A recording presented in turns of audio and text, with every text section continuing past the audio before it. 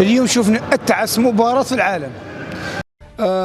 السلام عليكم. بعديا اللي جوار تبهديله بالماضي، ما كاش حراره والو، زيرو حراره. مصر ما عندهاش لي جوار بصح بالحراره كاليفات.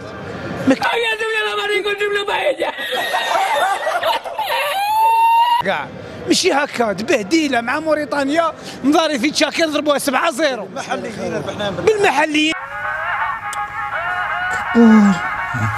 ندير لي زيارة. انا البارح قلت لهم نربحوا 3-0. صوارين انا بالك. جيمي هند خراطي. عطينا الكرغوري نتحداك تورني طويس على هذاك يضرب في الشوارع ديال الجزائر. والله تنتحداك تجيب لي طوبيس غنكون كيضرب في الجزائر بحال هذا وحي شعبي وحي مولارشي. يلا نتحداك تجيب لي طوبيس بحال هذا. المغاربه الله يعمرها الدار.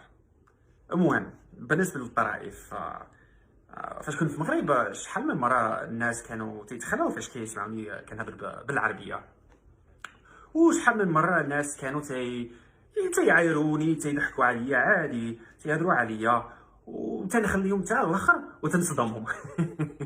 وهادو بلا ناس اللي انا كنهضر معاهم بالدارجه وما كيجاوبوني بالفرنسي بحال قال لهم با فرنساوي. ما فهمتش.